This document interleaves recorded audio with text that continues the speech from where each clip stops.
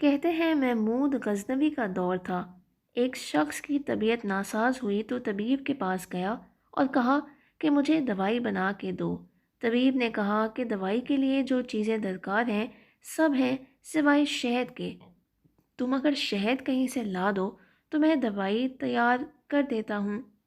اتفاق سے موسم شہد کا نہیں تھا۔ اس شخص نے حکیم سے ایک ڈبہ لیا اور چلا گیا۔ لوگوں کے دروازے کھٹکھٹانے لگا مگر ہر جگہ مایوسی ہوئی۔ جب مسئلہ حل نہ ہوا تو وہ محمود غزنوی کے دربار میں حاضر ہوا۔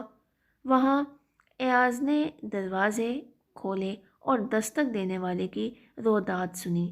اس نے وہ چھوٹی سی ڈبیا دی اور کہا کہ مجھے اس میں شہد چاہیے۔ ایاز نے کہا آپ تشریف رکھیے، میں بادشاہ سے پوچھ کے بتاتا ہوں۔ ایاز وہ ڈبیا لے کر بادشاہ کے سامنے حاضر ہوا اور عرض کی کہ بادشاہ سلامت، ایک سائل کو شہد کی ضرورت ہے۔ بادشاہ نے وہ ڈبیا لی اور سائڈ پر رکھ دی۔ ایاز کو کہا کہ 3 بڑے ڈبے شہد کے اٹھا کر اس کو دے دیے جائیں۔ ایاز نے کہا حضور اس کو تو تھوڑی سی ہی چاہیے، آپ 3 ڈبے کیوں دے رہے ہیں؟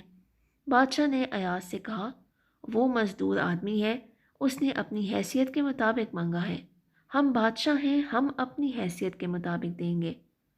مولانا رومی فرماتے ہیں آپ اللہ پاک سے اپنی حیثیت کے مطابق مانگیں، وہ اپنی شان کے مطابق عطا کرے گا، کیونکہ اللہ تو بادشاہوں کا بھی بادشاہ ہے۔